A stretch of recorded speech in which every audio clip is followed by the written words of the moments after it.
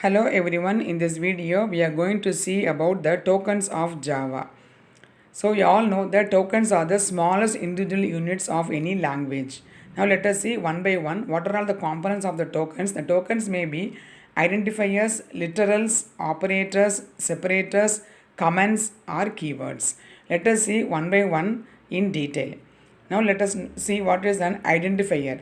Identifier is an variable name given to the constant, variable or any array, function or any construct of the language. Now here these are all the 50 keywords that belongs to Java, and let us learn these keywords one by one when we are using in the programming. Now here identifier is defined as a name that is used to name a variable, constant, function, class and array. So here it is always defined by the user. It is user defined. So here the rule is that it may use the combination of letters, underscores or a dollar sign as the first character.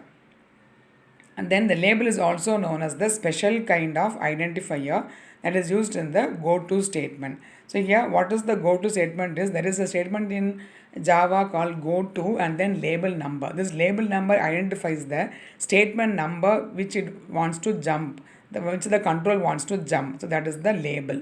And now here the keywords are the constant names given by the language developer, whereas identifier are the user defined. There are some rules to declare how the identifiers can be given. So the first letter must be a letter, underscore or a dollar sign. It cannot start with a numerical. That means numbers cannot be used as the first letter. And then the white space cannot be included in the identifier. For example, suppose if we want to give the name of the student, that is the variable name space of space student, so that is not eligible, that is not allowed in this identifier rule. What does it mean is if you want to combine some two words, it should be combined by an underscore symbol. First underscore name, for example, second underscore name we can say. Okay, now here these identifiers are case sensitive. What is case sensitive is here the small letter and the capital letter are different. That means small a is not equivalent to the big that is a capital A. Now here let us see what is the literal. In programming, literal is a notation that represents a fixed value in the source code. It can be categorized as an integer literal, string literal, boolean literal, etc. It is defined by the programmer. Actually, literal is a constant. It is used in the programming. So here, for example, we can say the example of a constant in mathematics, pi. Pi is equal to 3.14 is a standard value, and this is the constant always. Likewise, in physics, there are many constants are there. So these constants have a fixed value that cannot be changed during the execution. They are called as literals. Now here, let us see one by one the literals.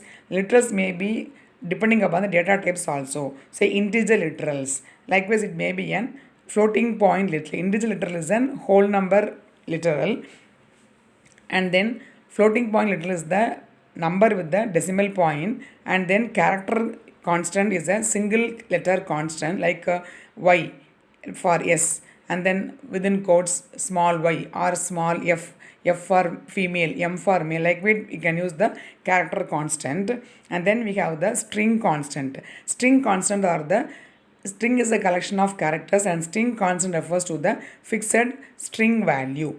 And then the boolean literal has the value either as 0 or 1. So boolean has the value either true or false. Okay, so here then let us see some of the operators in Java. So Java contains many operators like arithmetic, unary, assignment operator, relational operator, logical operator, ternary operator, bitwise operator and shift operator. These operators we have learned in the previous languages also. So arithmetic operator, all the arithmetic calculation like plus, minus, multiplication, division, modulo, etc. modulo, and also the power operator, unary operator, increment, decrement and not, and then assignment operator equal to, plus equal to, minus equal to, star equal to, slash equal to, and remainder equal to, and exponent equal to, and relational operator equal to, not equal to, less than, greater than, less than equal to, not less than equal to.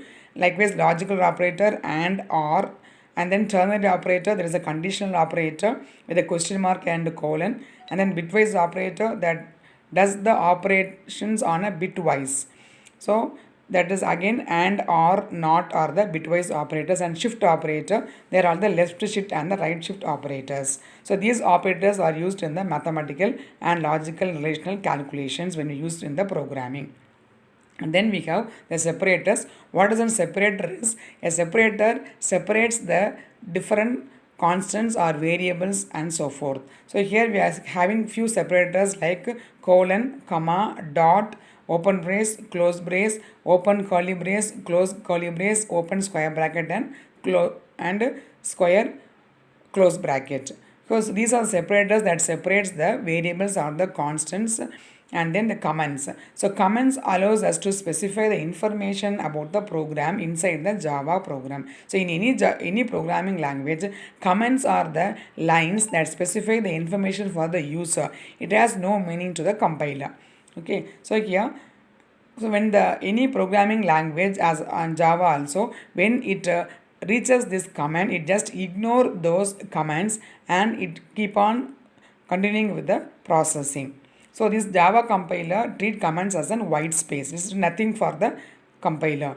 And then Java provides two types of commands. One is line oriented and another one is block oriented. What is line oriented is here when you are having a line, only a single line as a comment. For example, you are writing a statement as a is equal to 5, and then we are just putting double slash and writing this is an assignment statement. This is for our understanding. Okay, so otherwise, suppose if you want a group of statements to write as a comment, for example, you are going to explain the process of the logic in the particular program. It takes some 2 or 3 lines. So that can be given as a block oriented comments.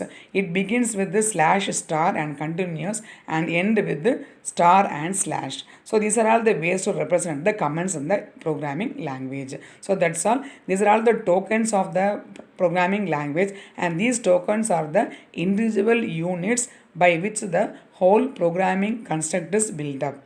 And thanks for watching.